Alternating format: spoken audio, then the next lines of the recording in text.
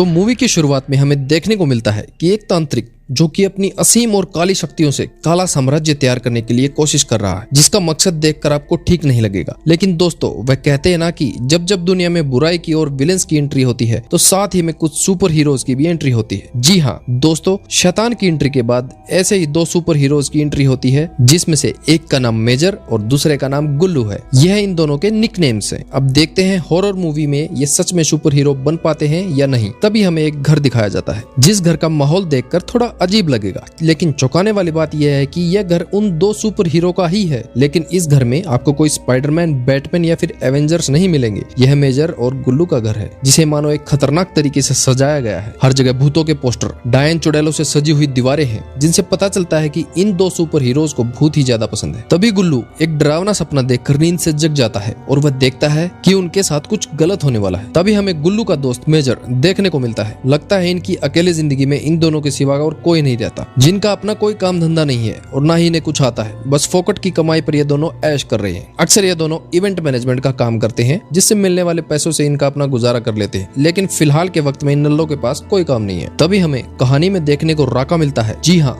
राका एक पुतला है जिसकी शक्ल काफी डरावनी भूत जैसी नजर आती है। और ये सिर्फ पुतला ही नहीं, बल्कि मेजर और गुल्लू के लिए किसी देवता के समान है, जो अपनी जिंदगी में आने वाली हर पीड़ा को राका से शेयर करते हैं। उनको राका किसी पहाड़ पर मिलता है, जिसे वह 10 साल पहले किसी खिलौने के रूप में समझकर उठा लाए थे। गुल्लू अपने दिल की बात राका से कहता है कि शायद उन्हें कुछ अच्छा ऑर्डर मिल जाए, जिनकी वजह से वह काफी सारे पैसे कमा पाए। तभी उन्हें एक आइडिया मिलता है और वह एक हॉरर पार्टी ऑर्गेनाइज करते हैं। लेकिन अफसोस, उनके पार्टी में कोई नहीं आता। इस बात से वो दोनों काफी ज्यादा नाराज हो जाते हैं। तभी वहाँ लाइट जाने के कारण दोनों उसे ठीक करने के लिए जाते हैं। लेकिन कहानी में मजा तो अब आने वाला है, जब उन दोनों को जोर से एक इलेक्ट्रिक शॉक लगता है और एक अजीब सी हलचल वहाँ होती है। थोड़ी देर बाद जब वह अपनी आंखें खोलकर देखते हैं, तब उन्हें पता चलता है कि अरेंज किए हुए पार्टी में बहुत ज्यादा लोग आ चुके हैं। ये सब देखकर वो दोनों बहुत ही ज्यादा खुश हो जाते हैं और उन्हें अपने आप पर यकीन नहीं होता। वो पार्टी में आए हुए लोगों से पैसे मांगने की डिमांड करने लगते हैं। लेकिन उन्हें झटका तो अब लगने वाला था, जब उनकी मुलाकात रागिनी से होती है, जो भी उस पार्टी में आई हुई होती है, जिसे देखकर वो दोनों उसके प्यार में फिसल जाते हैं। और यही नहीं दोस्तों,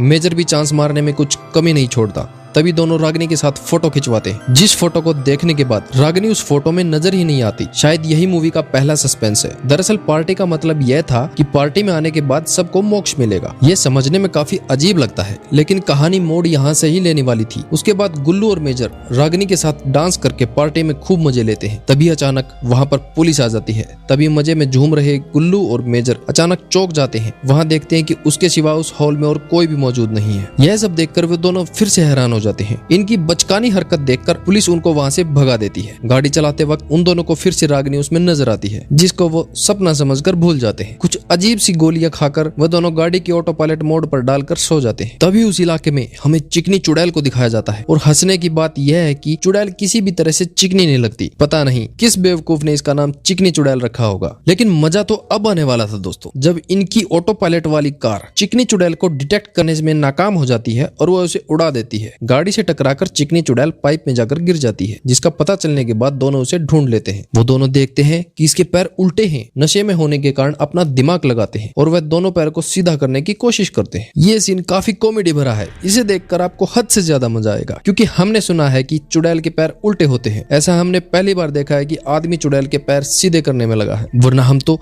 बचपन से ऐसी कहानी सुनकर डर जाया करते थे। इस परेशानी से चुड़ैल को बहुत तकलीफ होती है और वह वहां से भाग निकलती है। फिर उसी रात उन्हें घर में किसी के होने का एहसास होता है। तभी वहां रागिनी आ जाती है। यह देखकर गुल्लू और मेजर दोनों चौंक जाते हैं। और तभी बातचीत के दरमियान रागिनी उन्हें बताती है कि मैं एक भूत हूँ, जिसकी बात का मेजर मजाक उड़ाता है। अभी उनको सच्चाई दिखाने के लिए रागिनी मेजर के शरीर में घुसकर उसकी गोटियां फोड़ देती है और उसके बाबू को दर्द होने के बाद वाकई में मेजर मान जाता है कि सच में रागिनी भूत ही है, जैसे ही हमने उस पार्टी में देखा था जब रागिनी उस फोटो में आई नहीं थी। तभी रागिनी उन दोनों को एक सॉलिड प्लान बताती है, जिसमें वह उनसे कहती है कि मैं भूत बनकर तुम्हारी मदद करूंगी, जैसे कि मैं लोगों में घुस जाया करूंगी और तुम मुझे निकाल लिया करोगे, जिससे तुम अच्छे खासे पैसे भी कमा लिया करोगे और तुम्हारा नाम भी होगा। पर यह सब सुनकर मेजर और गुल्लू उस प्लान को रिजेक्ट कर देते हैं क्योंकि वह दोनों किसी को ठगना नहीं चाहते थे। गुल्लू और मेजर की जिंदगी उस वक्त कुछ इस तरह से गुजर रही थी कि उनको दूध वाले को पैसे देने के लिए भी कुछ नहीं बचा था। तभी रागिनी वहाँ से चली जाती है। तभी मेजर के शैतानी दिमाग में एक आइडिया आता है। वो गुल्लू को कहता है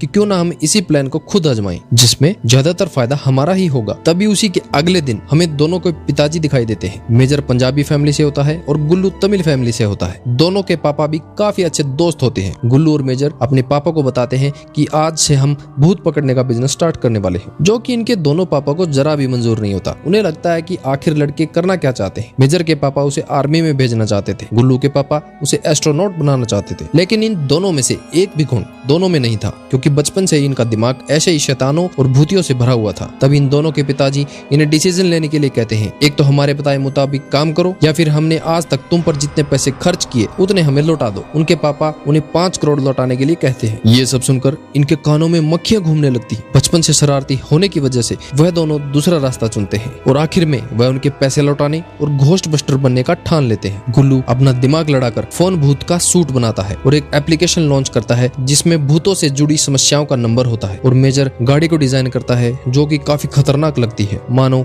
जैसे इनके बताए मुताबिक इनके सपने बहुत जल्दी सच होने वाले हैं। लेकिन कहानी में तो मजा अब आएगा। बहुत दिन बीत जाते हैं, उन्हें एक भी कॉल नहीं आता। तभी उन्हें अचानक एक कॉल आती है और दोनों बहुत ज्यादा खुश हो जाते हैं। लेकिन अफसोस ये उन्हीं के जैसे कुछ खुराफाती लड़के होते हैं जो इनकी फिरकी ले रहे होते हैं। इस तरह से लोग उन्हें उल्लू बनाकर सोशल मीडिया पर काफी ज्यादा बदनाम कर देते हैं। ये सब देखकर वे दोनों ज्यादा डिप्रेस हो जाते हैं। तभी उनके किस्मत का दरवाजा खटखटाता है और उन्हें सच में एक कॉल आती है। जब उन्हें एक छोटी बच्ची का भूत भगाना होता है, जो कॉल सुन के इन दोनों की खुशी का ठिकाना नहीं होता। अपने कमाल के गैजेट, सूट और गाड़ी के साथ वो वहां से निकल पड़ते हैं। अब लगता है वाकई में ये सुपर हीरो का रोल करने वाले हैं। लेकिन असल में इन दोनों में कौन सी पावर है ये तो आगे देखने पर ही पता चलेगा। उस लड़की के घर पहुंचने के बाद वह अपनी कलाकारी दिखाना शुरू करते हैं। छोटी लड़की के अंदर हुआ भूत इन्हें बहुत ज्यादा तंग करता है और बहुत ज्यादा पीता है, मानो इनके अंदर से सुपर हीरो को बाहर निकाल दिया हो। इस लड़ाई के दौरान दोनों को उस लड़की को काबू कैसे करना है ये उन्हें समझ में ही नहीं आता। तभी गुल्लू अपने मोबाइल में से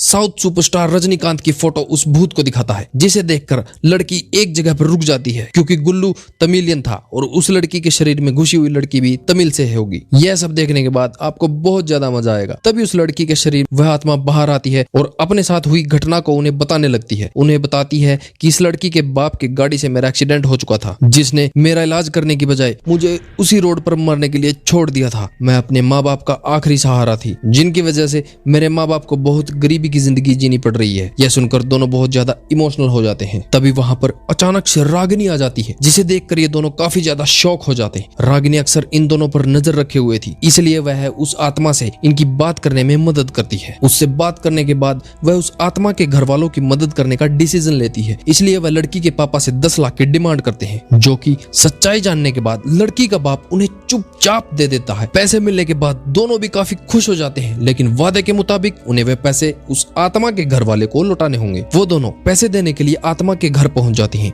इस पर शातिर दिमाग वाला मेजर गड़बड़ करने की कोशिश करता है। तभी उसी की होशियारी को पकड़कर रागिनी पूरे 10 लाख उन्हें दे देती है। और तभी हम देखते हैं कि उन बूढ़े माँ बाप की दुआ पाकर इन दोनों को बहुत ज्यादा अच्छा लगता है। इसके बाद रागिनी उन्हें समझाती है कि आज तक जिंदगी में तुम्हें किसी ने किसी के लायक नहीं समझा, पर अब लोग तुम्हें चाहने लगे हैं और तुम्हें दुआ देने लग गए हैं। और हम इसके बाद देखते हैं कि उन दोनों की निकल पड़ती है। उन्हें ऑर्डर पर ऑर्डर मिलने लगते हैं। जिस सोशल मीडिया ने उनका मजाक बनाया था, अब सोशल मीडिया पर रातों रात फेमस हो जाते हैं और फोन बूथ कंपनी बहुत तेजी से ग्रो होने लगती है। वह बस भूत ढूंढने के लिए जाते, आत्मा की कहानी जानते जो उनके साथ बीत चुकी है और जिस वजह से वह वहां भटक रहे हैं, और उनके घर वालों को पैसे देकर वह उन्हें मोक्ष दिलाने का काम करते थे। और हम देखते हैं कि भूतों की नगरी में यह फोन बूथ कंपनी काफी ज्यादा फेमस होने लगती है। तभी गुल्लू के मोबाइल पर एक फोन आता है जिसमें कोई इंसान भूत के बारे में जानकारी नहीं देता। यह कॉल पिक करके उसे बहुत अजीब लगता है और तभी हम देखते हैं कि यह कहानी मोड़ लेती है एक ऐसी कहानी की ओर जो सुनकर कहानी में बहुत ज्यादा ट्विस्ट आने वाला है। तो दोस्तों, इसके बाद हमें आत्माराम शस्त्र शक्ति का डेंजरस लुक दिखाया जाता है। यह वही तांत्रिक है जो दुनिया में अपना काला साम्राज्य तैयार करने के लिए अपनी जी जान से कोशिश कर रहा है। लगता है इसे आत्माओं की काफी ज्यादा जरूरत है जिन काली शक्तियों से यह दुनिया पर राज कर सके। आत्माराम शस्त्र शक्ति आत्माओं को मोक्ष दिलाने के बहाने उनसे गलत काम करवाता है। इसने सैकड़ों आत्माओं आत्माओं को बंदी बनाकर रखा है और वो रोज एक एक करके हर एक आत्मा को मोक्ष दिलाने के बहाने किसी खुफिया जगह ले जाता है, जबकि आत्माओं को वह कोई मोक्ष वगैरह नहीं देता बल्कि उन्हें बंदी बनाकर बोतलों में भर कर रखता है। और ऐसे ही उसने हजारों आत्माओं को बोतल में कैद करके रखा है। और तभी इंटरमिशन के बाद हम एक आदमी को सुनसान जगह जाते हुए देखते हैं जिसके हाथ में पैसों से भरा हुआ एक सूटकेस होता है और बाद में आत्माराम के खुफिया महल में दाखिल होता है। वह आत्माराम से किसी आत्मा को कैद करने की बात करता है और जिसके लिए वह उसे डबल पैसे देने के लिए राजी हो जाता है, लेकिन चंद्र ग्रहण के चलते आत्माराम यह काम नहीं कर सकता, इसलिए वह उसे 2 दिन बाद करने के लिए कहता है। आत्माराम उसे कहता है कि चंद्र ग्रहण के दिन आत्माएं कमजोर हो जाती हैं, इसलिए वह 2 दिन बाद यह काम करने के लिए राजी हो जाता है। जो सुनकर वह आया हुआ आदमी चला जाता है और अपने भाई को बताता है। बट अफसोस यह बातें रागिनी वहां सुन लेती है, लेकिन यह समझ नहीं आता कि रागिनी का और इस आदमी का क्या कनेक्शन है। मानो रागिनी के साथ बहुत कुछ बुरा होने वाला हो। तभी रागिनी मेजर और गुल्लू को उसके साथ चलने के लिए कहती है, लेकिन गुल्लू और मेजर उसकी बात मानने से इनकार कर देते हैं, क्योंकि वादे के मुताबिक जैसे रागिनी ने इन दोनों से पैसे कमा कर देने का वादा किया था, उस हिसाब से गुल्लू और मेजर ने कुछ पैसे नहीं कमाए थे और उसी बात की नाराजगी की वजह से वो दोनों उसकी मदद करने से मना कर देते। तभी रागिनी अपनी और उसके प्रेमी की दुख भरी दास्तां उन्हें सुनाती है, जहां वह उन्हें बताती है कि रौनकपुर के महाराज दुष्यंत सिंह से मेरी मुलाकात हुई थी। जब महाराजा को पैर में चोट लगने के कारण इमरजेंसी में मुझे वहां से फिजियोथेरेपिस्ट के लिए अपॉइंटमेंट किया गया था, तभी उस मुलाकात में हमें अचानक एक दूसरे से प्यार हो गया था। हमारे रिश्ते मजबूत होने लगे। तभी एक दिन गाड़ी में जाते हुए राजकुमार दुष्यंत ने मुझे शादी के लिए प्रपोज किया। इससे पहले कि हमारा रिश्ता जुड़ता, तभी हमारा रोड के किनारे गाड़ी टकराकर एक्सीडेंट हो गया और मेरी जान चली गई और दुष्यंत को भी बहुत बड़ा दिमागी सदमा लगा, जिसकी वजह से वह पागलों जैसी हरकतें करने लगा। रागिनी कहती है कि मैंने उससे बहुत बार मिलने की कोशिश की, लेकिन उसके परिवार ने कुछ ऐसा ताबीज पहन के रखा है जिसकी वजह से मैं उसके पास भी नहीं जा सकती। अब ये सब सुनकर गुल्लू और मेजर को बहुत ही ज्यादा बुरा लगता है। तभी मेजर रागिनी से कहता है कि हम इसमें तुम्हारी क्या मदद कर सकते हैं। तभी रागिनी अपने वादे के बदले उन्हें एक काम करने के लिए कहती है, क्योंकि अकेले गुल्लू और मेजर ही थे जो रागिनी की मदद कर सकते थे, क्योंकि इनमें भूतों से लड़ने की शक्ति थी। माना कि ये थोड़े पागल, शैतानी और अजीब सी हरकत करने वाले थे, लेकिन इनके सिवा रागिनी के पास और कोई चारा भी नहीं था। तभी मेजर रागिनी की बात से नाखुश होकर उसके साथ जाने से मना कर देता है और जबकि गुल्लू रागिनी को पसंद करता था तो वो रागिनी के साथ जाने का फैसला करता है। तभी हमें आत्माराम के महल में चिकनी चुड़ैल दिखाई देती है। हंसी की बात तो यह है कि चिकनी चुड़ैल भी आत्माराम के पास मोक्ष प्राप्त करने के लिए आई हुई होती है, जिस पर आत्माराम के 2 चेले राहु और केतु चांस मारने में कुछ कमी नहीं छोड़ते। और ये सब देखने के बाद आपको डेफिनेटली बहुत मजा आएगा। तभी आत्माराम चिकनी चुड़ैल को गुल्लू और मेजर को पकड़ने के लिए भेजता है। जब आत्माराम को पता चलता है कि गुल्लू और मेजर एक सॉफ्टवेयर के जरिए अपना नेटवर्क बढ़ा रहे हैं, तभी वह राहु और केतु से खुद के लिए एक सॉफ्टवेयर बनाने के लिए कहता है, जिससे वह अपने काल के साम्राज्य का नेटवर्क बढ़ा सके। अभी राहु और केतु एक सॉफ्टवेयर इंजीनियर को मारकर उसकी आत्मा को वहां लेके आते हैं, जिससे वह खुद का एक सॉफ्टवेयर लॉन्च कर देते हैं और उस सॉफ्टवेयर का नाम होता है ऐश होल, और शायद से जिसका मतलब आपको पता ही होगा। तभी राहु और केतु आत्माराम को बताते हैं कि फोन भूत हमारी तलाश में यहीं आ रही हैं, लेकिन वह चिकनी चुड़ैल सब संभाल लेगी। यह कहकर बात को घुमा देते हैं और आपको बहुत अजीब लगेगा, क्योंकि आखिर दोनों उसके प्यार में जो पड़ चुके थे। तभी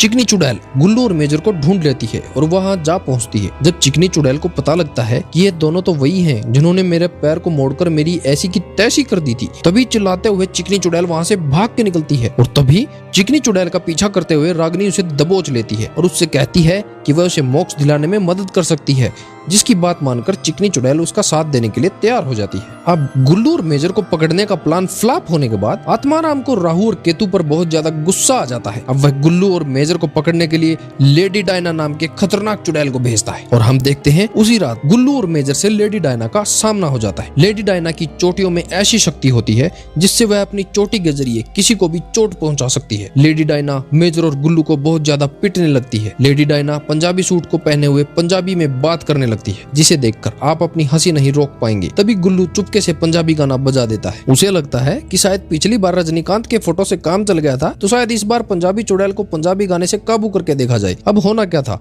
सच में गुल्लू की ट्रिक काम कर गई और लेडी डायना सचमुच में पंजाबी सॉन्ग पर डांस करने लगती है, जिससे कि मौके का फायदा उठाकर गुल्लू और मेजर उसके साथ डांस करने लगते हैं। शायद यह सीन आपने किसी फिल्म में नहीं देखा होगा कि चुड़ैल और इंसान एक साथ नाच रहे हैं, वो भी पंजाबी सॉन्ग पर। तभी वहां रागिनी की डैशिंग एंट्री हो जाती है और वह भी इनके साथ नाचने लगती है और नाचते वक्त लेडी डायना भी रागिनी का रूप ले लेती है और चारों खूब ज्यादा एंजॉय करने लगते हैं। तभी रागिनी छुपकर से इशारा देकर गुल्लू और मेजर द्वारा लेडी डायना की चोटियां काट देते हैं, क्योंकि हमने अक्सर कहानियों में सुना है कि डायन की शक्तियां उनकी चोटियों में हुआ करती है और यह ट्रिक भी काम कर जाती है। आखिर में चुड़ैल शक्तिहीन हो जाती है और वह वहां से भाग जाती है। महल में आने के बाद चुड़ैल आत्माराम को सारी बातें बताती है कि गुल्लू और मेजर की मदद रागिनी नाम की कोई आत्मा कर रही है। इसके बारे में वह बताती है, जो सुनकर आत्माराम को समझ जाता है कि वह रागिनी की आत्मा है, जिसके प्रेमी दुष्यंत की आत्मा को आत्माराम ने बंदी बनाकर रखा है। अब कहानी यहाँ से फिर एक मोड़ लेती है, जब रागिनी गुल्लू और मेजर को बताती है कि हमारी मौत हादसा नहीं बल्कि एक साजिश थी और आत्माराम ही इस सब का जिम्मेवार है और वह सूटकेस वाला आदमी ही वही था जिसने पैसे देकर शायद दुष्यंत और रागिनी की सुपारी दी थी। अब कहानी साफ साफ आपको समझ आ जाएगी। लेडी डायना के काम से नाराज होकर आत्माराम उसे वहीं खत्म कर देता है। जब रागिनी की आत्मा बहुत ज्यादा परेशानी खड़ी करने लगती है, तब आत्माराम उसे खत्म करने की ठान लेता है। तभी वह यज्ञ करता है, जिसकी शक्ति से वह रागिनी की आत्मा को कैद कर लेता है। यह देखकर गुल्लू और मेजर काफी ज्यादा हैरान हो जाते हैं और उसे ढूंढने के लिए निकल पड़ते हैं। अब महल पहुंचने के बाद वह काफी ऐसे ऊटपटांग हरकतें होती हैं जिसे देखकर आपको काफी ज्यादा मजा आएगा। और तभी आत्माराम उनके शरीर में दूसरों की आत्माएं घुसाकर गुल्लू और मेजर के बीच में आपस में लड़ाई करवा देता है और दोनों को मारने की कोशिश करता है। और हम देखते हैं कि तभी वहां पर कहानी के मेन सुपर हीरो राका की एंट्री होती है, जिसे गुल्लू और मेजर पुतला समझकर घर ले आए थे। और आखिरकार राका ने अपने होने का फर्ज निभा ही दिया। राका की ताकत देखकर वहां से सब लोग डर जाते हैं और भागने लगते हैं। राका अपनी शक्ति के दम पर सभी भूतों को मारने लगता है। मरने के डर से आत्माराम उस पर अपने जादुई अस्त्र से हमला कर देता है, जिससे वह राका को हरा देता है। तभी चालाकी से गुल्लू रागिनी को बोतल से आजाद कर देता है। अब रागिनी भी इन दोनों की मदद करने के लिए लग जाती है और इस दरमियान वह काफी भूतों को कपड़े की तरह धो देते हैं, जो सीन काफी मजे से भरा हुआ है। अब हम देखते हैं कि दुष्यंत की आत्मा एक बोतल में कैद है, जिसे आत्माराम ने पहले ही बंदी बनाकर रखा था। तभी राहु और केतु की बेवकूफी की वजह से दुष्यंत की आत्मा को गुल्लू और मेजर पाने में सफल हो जाते हैं और गुल्लू होशियारी से आत्माराम का जादू अस्त्र चुरा लेता है। तभी आत्माराम एक कॉमेडी सीन को वहां क्रिएट करता है, जिससे आपको जग्गू दादा की हीरोपंती वाली फीलिंग याद आ जाएगी। लेकिन सच्चाई तो यह थी कि आत्माराम के सिवा उस जादुई अस्त्र को चला पाना नामुमकिन था और आत्माराम भी उसी के जादुई अस्त्र से मर सकता है। तभी उनसे आत्माराम कहता है कि मुझे इंसान, आत्मा या फिर कोई जादुई शक्ति नहीं मार सकती। ना ही मुझे उत्तर से मारा जा सकता है, ना ही दक्षिण से, ना ही अग्नि से मारा जा सकता है, ना ही शीतल से। और तभी हम देखते हैं कि दोनों बेवकूफ अपना शैतानी दिमाग लगाते हैं और कुछ ऐसी ट्रिक लगाते हैं जिससे आत्माराम को मारने का बंदोबस्त किया जाए। तभी हम देखते हैं कि वहाँ पे बहुत सारी आत्माएं आ जाती हैं, जिनकी गुल्लू और मेजर ने मदद की होती है। जिन सब का सहारा लेकर आखिर में वह काफी आसाने वाले और यूनिक तरीके से अस्त्र को चलाने की कंडीशन को हासिल कर लेते हैं, जिससे देखते ही देखते अस्त्र काम करना शुरू कर देता है। यह देखकर सब चौंक जाते हैं कि आखिर में यह सब कैसे हुआ। और अस्त्र चल जाने के बाद सारी अच्छी आत्माएं उस जादुई अस्त्र में समा जाती हैं और उसकी शक्ति में बहुत सारी आत्माएं आत्माराम से लड़ने लगती हैं, जिससे आत्माराम को हराना काफी ज्यादा आसान हो जाता है। तभी अस्त्र की शक्ति से कमजोर होकर आत्माराम पाताल में जाकर गिर जाता है, जिससे कि आत्माराम की कहानी का दी एंड हो जाता है। अब इस खुशी के मौके पर वह दुष्यंत को भी आजाद कर देते हैं, जिससे कि रागिनी को भी बहुत ज्यादा खुशी मिलती है। अब वह दोनों गुल्लू और मेजर का शुक्रिया करते हैं। अब रागिनी उन्हें एक और महत्वपूर्ण काम करने के लिए कहती है, क्योंकि जिन हजारों आत्माओं को आत्माराम ने कैद करके रखा था, उन सब का मोक्ष दिलाने के लिए वह गुल्लू से कहती है। तभी गुल्लू एक छोटा सा रॉकेट जलाकर उन हजारों आत्माओं को मोक्ष दे देता है और तभी रागिनी और दुष्यंत वहां से एक होकर मोक्ष की ओर निकल जाते हैं, जिससे हमारे गुल्लू का दिल काफी ज्यादा टूट जाता है। उस जगह से निकलने के बाद वह अपने अगले फ्यूचर के बारे में डिस्कस करने लगते हैं कि तभी उन्हें याद आता है कि उनके पापा को किया हुआ वादा अभी भी अधूरा है। अब ना ही उनके पास उन्हें लौटाने के लिए 5 करोड़ है और ना ही रागिनी, जिनकी वजह से सब कुछ मुमकिन हो सकता था। तभी हमें वह अचानक क्लाइमैक्स हीरो राका दिखाई देता है, जो कि अभी भी जिंदा है और राका कहता है कि अगले पार्ट में वह हमें बहुत जल्द मिलेगा। मतलब पिक्चर अभी खत्म नहीं हुई है, क्लाइमैक्स अभी बाकी है। लेकिन इसे हम हैप्पी एंडिंग नहीं समझ सकते, क्योंकि कहानी में एक नए विलन की एंट्री हो चुकी है और इसी के साथ राहु और केतु भी जिंदा है। जी हाँ दोस्तों, अभी आत्माराम की जगह कोई और आ चुका है,